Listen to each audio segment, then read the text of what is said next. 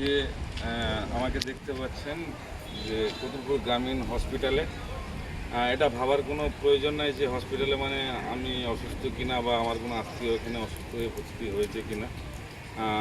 তো এটা একদিকে আত্মীয়ই বলতে পারেন, এবং আমি মনে করি যে প্রত্যেকটা মানুষই তাদের সঙ্গে একটা সম্পর্ক রাখা এটা ভালো। তো আজকে আপনাদেরকে একটা অবাক হওয়ার মতো খবর দিচ্ছি যে আমাদের কতুলপুর বিধানসভা কেন্দ্রের যে কংগ্রেস প্রার্থী সুমিত্রা মল্লিক সাঁতরা, উনি কালকে একটি ফুটফুটে সুস্থ বাচ্চা প্রসব করেছেন। তো আমরা আজকে দেখতে এসেছিলাম, এবং সেই সঙ্গে সঙ্গে চাইবো যাতে শিশু এবং শিশুর মা ভালো থাকে। আর তার বাবা অর্থাৎ আমাদের অক্ষয় সাঁতরা, যিনি এর আগের বিধানসভা কেন্দ্রে দুবার প্রতিদ্বন্দ্বিতা করেছেন কংগ্রেসের প্রার্থী হয়ে। তো আমরা সেই অক্ষয়বাবুর সঙ্গে কথা বলছি। অক্ষয়বাবু নমস্কার। নমস্কার। তো আমার প্রথম একটা প্রশ্ন যে মাত্র 23 তারিখে ভোট পেরিয়েছে, তো আপনার স্ত্রীর বাচ্চা হয়েছে একদিন আগে।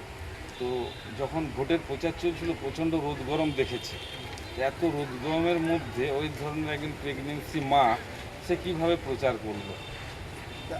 প্রথমে বলি, আমাদের একের ওপেন যখন আমাদের পিসিসি যখন অ্যাপ্লিকেশন জমা পড়ে মানে প্রার্থীর ব্যাপারটা নিয়ে, তখন কিন্তু ওই সুমিত্রা মল্লিক সাঁতরা ও নিজের বায়োডাটা জমা দেয়, অনেকেই জমা দেয়। তারপরে ওইটা আমাদের প্রসেস বা ইয়েতে হবে, ওটা এআইসিসি পিসি থেকে এআইসিসি ওটা ওর সিদ্ধান্ত নিয়ে ওকে যোগ্য মনে করে ওকে টিকিটটা সেই মতন টিকিটটা দেয়।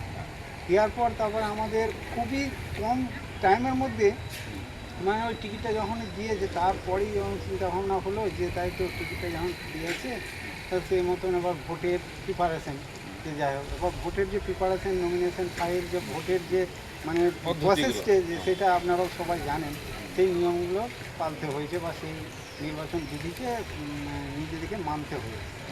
সেই মতন আগে যাওয়ার পরে সুমিত্রার তখন মনের জেদ বেড়ে যায়, প্রচণ্ড জেদ বেড়ে যায় যে আমি একজন ভারতের জাতীয় কংগ্রেসের একজন সৈনিক ছিলাম। সেই করেই সৈনিক থাকা সত্ত্বেও পেটেতে 9 মাস 9.5 মাসের বাচ্চাটাকে নিয়েও রোদ গরমে ডোর টু ডোর প্রচার, মানে এই যে 15টা জিপি 15টা গ্রাম পঞ্চায়েতে, যেখানে আপনারা হয়তো খোঁজ নিয়ে দেখবেন, মানে আঙারিয়া থেকে বলুন যে জগন্নাথপুরের যে সমস্ত বা প্রতিটা জিপিতে মানে যেখানে যে বাজার ঘাটগুলো রয়েছে সেখানে ডোর টু ডোর মানে সেখানে তাদের সঙ্গে মোলাকাত করার চেষ্টা করেছে, মানে ভোট প্রার্থনার লেগে সে মানে আবেদন করেছে, ভোট প্রচার করেছে অত রোদে গরম হতো।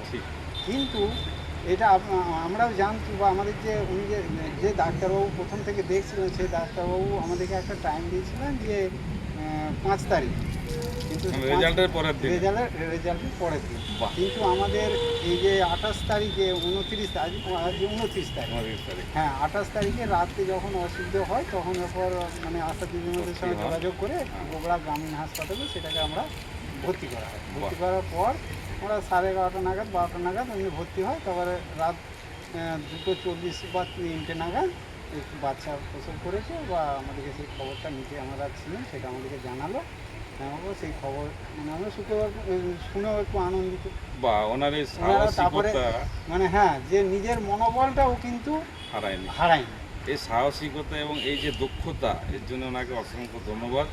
আমি কয়েকটি আপনাকে প্রশ্ন করব, ছোটো ছোটো প্রশ্ন। অবশ্যই করুন। হ্যাঁ, যে আমরা যখন সারা মানে বাংলা জুড়ে দেখছি একটা এই ভোটের আগে থেকে একটা সন্ত্রাসের একটা বাতাবরণ তৈরি হচ্ছিল, যার জন্যে এত বেশি কেন্দ্র বাহিনী প্রয়োজন হয়ে পড়ছিল, বা বিভিন্ন জায়গায় আমরা প্রথম পর্বে দেখেছি গণ্ডগোল লেগে যাওয়ার একটা ব্যাপার ছিল, কিন্তু পরবর্তীতে দেখা গেছে কেন্দ্রীয় বাহিনী দ্বারা বা পুলিশ দ্বারা সেগুলোকে আমরা কন্ট্রোল করতে দেখেছি। মোটামুটি একটা শান্তি শৃঙ্খলা ভোট হয়েছে। তো যাই হোক, ভোটের রেজাল্ট তো হবে 4 দিন, আপনি তার আগে তো জিতে গেলেন মশাই। আমার ছেলে হয়েছে, হ্যাঁ, তো এই জন্যই ভাবছি যে আপনি জিতে গেছেন, আপনাকে কিন্তু সবাইকে মিষ্টি খাওয়া দরকার। মিষ্টি যাই হোক, আমার প্রথম একটা কম্পিটিশনে আমাদের দিদি সুমিত্রা। হ্যাঁ সুমিত্রা একটা কম্পিটিশনে জিতে গেছে। রেজাল্টের আগে একটা খুব ভালো রেজাল্ট ওনার কাছে এসেছে, উনি খুব খুশি, আমি দেখলাম তাই। হ্যাঁ হয়তো 4 তারিখের পরে ওনার একটু মন খারাপ হতে পারে, আবার মানে ভালোও হতে পারে। তুলনামূলক যদি এর আগের বারে ভোটের চেয়ে ওনার রেজাল্ট হ্যাঁ, ভালো রেজাল্ট হয়, একটু ভালো হয়। ভালো হয়, হ্যাঁ, তাহলে উনি খুশি অবশ্যই, থাকবেন আমরা যে তো আগের চেয়ে তো কিছুটা আগিয়েছি। অবশ্যই আমরাও সেটা জানি যে কংগ্রেসের এখানের মানে সেই মতন আমাদের সাংগঠনিক অবস্থা সেই মতন আমাদের কুতুবপুর বিধানসভা সেরকম নেই। হুম। তবে আমরা সেই কংগ্রেসটাকে ধরে রেখেছি বা কংগ্রেসটাকে আরও মানে যাতে বাড়ে হুম। বা সেই মতন আগিয়ে নিয়ে জানার চেষ্টা করছি, মানে সংগঠনটাকে বাড়ানোর বা আরও মানে কীভাবে মজবুত করা যায় সেই নিয়ে আমরা এই বিধানসভাটা মানে টিকিয়ে রেখেছি। ঠিক, আপনাদের কি মনে হয় যে এই কংগ্রেসের সংগঠন কতুলপুর ব্লকে আগামী দিন বাড়বে। আগামী দিনে বাড়াবে এবং এমন একটা জায়গায় যাবে যে মূল যে রাজনৈতিক দল শাসক গোষ্ঠী তার সঙ্গে হাড্ডাহাড্ডি সমান লড়াই সমান দিতে টক্কর, পারবে? হ্যাঁ সমান সমান টক্কর দেওয়ার মতন সেই জায়গায় আশা করি আসবেই। বাহ, এই যে আপনার মনোবল এবং এই যে আশা, এর জন্য আপনাকে অসংখ্য ধন্যবাদ জানাই। এবং এরপরে ছোট ছোট কয়েকটি প্রশ্ন করব। ধরুন একটা মিরাক্কেল ঘটলো,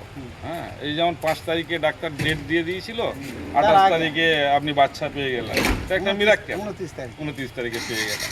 তো তেমনি ধরুন ভোটের হতেও 4 পারে। তারিখে রেজাল্টে দেখলেন এখানে কংগ্রেস জিতে গেছে, সেটা হতেও পারে। 1 নম্বরে কংগ্রেস আছে, জিতে গেছে।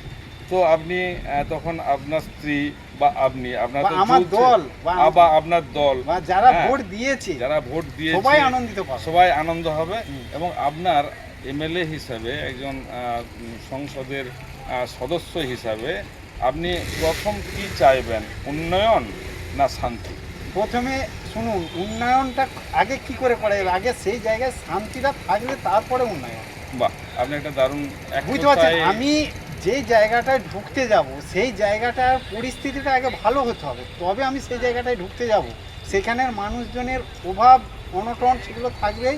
পরে যে আমাদের মানে কংগ্রেসের ইশতেহারে যে সে বলা রয়েছে সেটা যে আমাদের বিশেষ করে রাজ্যের যে যদি কংগ্রেস সরকার আসে সেই মতন, এটা কংগ্রেস সরকার উল্টোপাল্টা ভাষা বলে যে আমি এই করে দেবো সেই করে দেবো, মানে মিথ্যে কথা বলে। মিথ্যে কথার কংগ্রেস কোনোদিন এইসব নিয়ে বহুদিনের দল, সবাই কি মানে সবাই সবচেয়ে পুরনো দল, পুরাতন দল, ওই মানে জন্যই সবচেয়ে আপনার কাছে আমি প্রথম এসেছি। বুঝতে পারছেন অনেক মানুষকে এইভাবে আমরা এইভাবে ঠকাইনি, ঠিক, বিশেষ করে কংগ্রেস সরকার। ঠিক। তাহলে সেই যে আমাদের ইস্তাহারে যে বলা হয়েছে সেই ইস্তাহার যে যে প্রতিশ্রুতি দেওয়া হয়েছে সেইগুলো মানে পাই টু Total পাই implement হবে। পাই টু পাই হিসেবটা দিয়ে যাবে। হ্যাঁ, টোটাল ইমপ্লিমেন্ট হবে। তার হ্যাঁ। মানে আপনি বলছেন যে প্রথম হচ্ছে শান্তি শৃঙ্খলা, শান্তি শৃঙ্খলা, এটা হচ্ছে এটাকে সমাজে বজায় রেখেই তবেই উন্নয়নটা প্রকৃত তবে উন্নয়ন সেই হবে। জায়গায় উন্নয়নটা কি প্রকৃত চাই, মানে উন্নয়ন সেই যে হবে। কি ঠিক, বলেছে ঠিক, বা আমাদের ইস্তাহারে কি বলা হয়েছে না হয়েছে সেটা পরপর আগে যাবে। হুম, হুম। তো কেউ কেউ বলছে না, সন্ত্রাস থাক যাই থাক, যদি উন্নয়ন ঢালাও করে দেওয়া না, হয় হয় না, তাহলে সেভাবে- সন্ত্রাস থেমে যাবে। কোনো দিন নাই সন্ত্রাস ওইভাবে থামে নাই। ঠিক, তাহলে সন্ত্রাস সেইখানে শুনুন আমি কি বলছি, সন্ত্রাস বিশেষ করে জেগে যাবে, তবু বেড়ে বেড়ে যাবে, তো সন্ত্রাস কোনো মানে কমবে না। তাহলে আপনি বলতে চাচ্ছেন যে সন্ত্রাস অটোমেটিক কমবে না।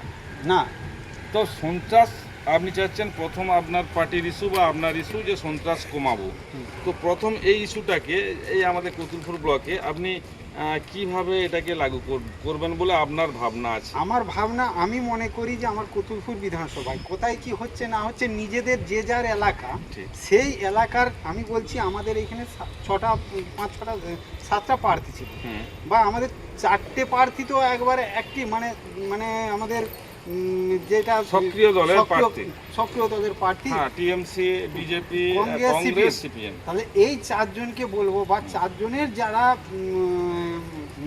মানে যেনারা যে পার্টি ভক্ত, হুম, তাহলে ওনাদিকে বলবো যে কোথায় কি হচ্ছে না হচ্ছে সেটা আমার দেখার জনতা নেই। আমার বিধানসভায় আমরা নিজেরা ঠিক থাকবো। আজকে সকাল হলেই আমি আপনার মুখ দেখবো, ও আমার মুখ দেখবো। অতএব এমন একটা খারাপ জিনিস করবো না, বা সেইটা পরে এটা আরও অশান্তিটা বেড়ে যায়। অতএব এই জায়গায় আমরা প্রতিটা প্রার্থীকে বা প্রতিজন বিধানসভার জনগণকে বলবো যে নিজেরা ঠিক থাকুন, মানে অন্যের প্রলোভনে বা অন্য কোনো কারোর ব্যক্তিগত আক্রোশ থাকে সেইখানে আমি মনে করব সেই মুহূর্তে থেমে যাওয়াটা দরকার।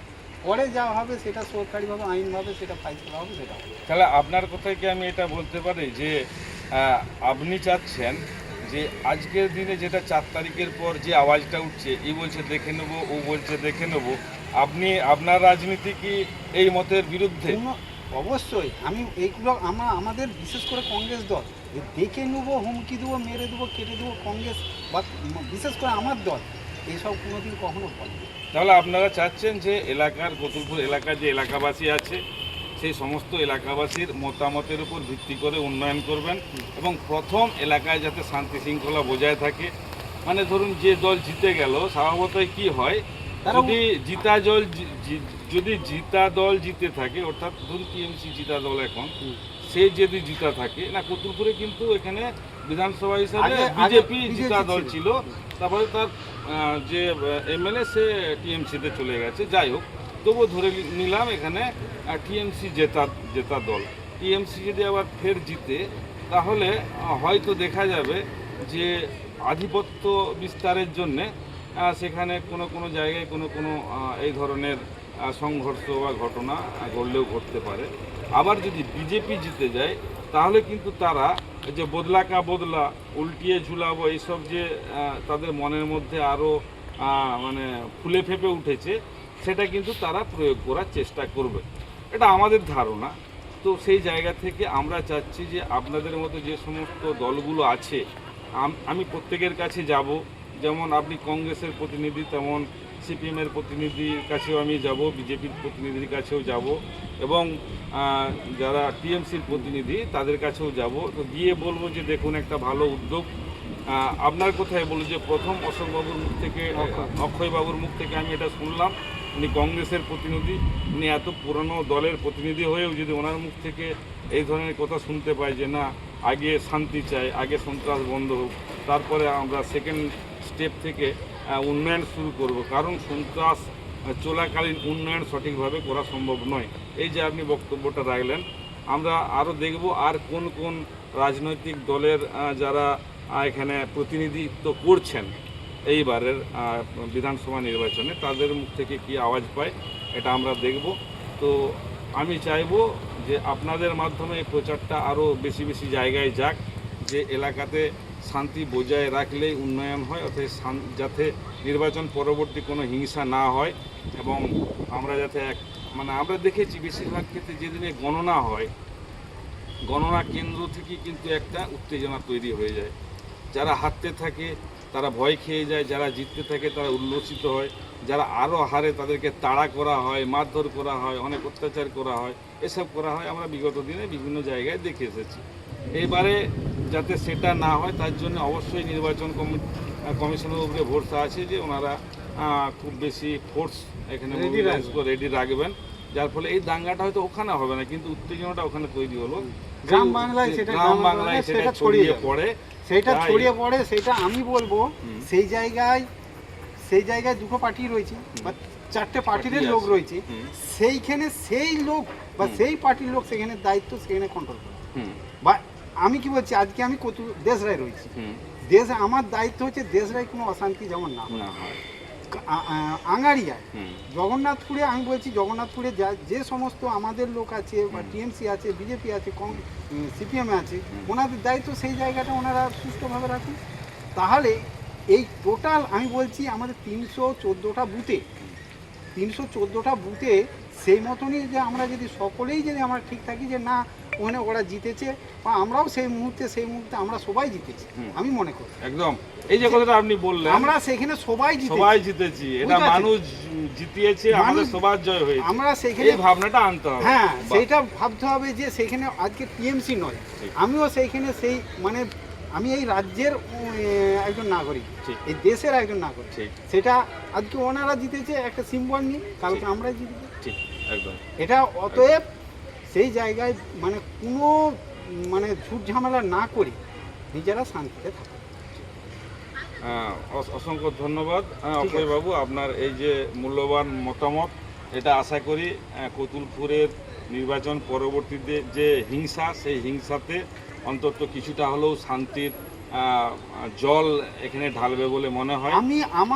আমি আমার দলকে আমি এইখান থেকে বলে দেবো বাহ। আমি আমার দলকে বলে দেবো কোনো কেউ যাবে না, বা কোনো যাবে না লয়, সরি, মানে কোনো মানে ঝুট ঝামেলা কেউ করতে করতে যাবে না। যাবেন না, বাহ ঠিক। আমি এটা আটকে রাখতে এই পারি, লোক- এটা আপনাকে গ্যারান্টি দিয়ে বলতে পারি। বাহ, এই যে আপনার গ্যারেন্টি, তো এটা আমরা আশা করব যে কংগ্রেস পার্টির কোনো সদস্য তারা কোনো গ্রামে কোথাও ঝামেলাতে জড়াবে না বা ঝামেলা আগিয়ে করতে যাবে না।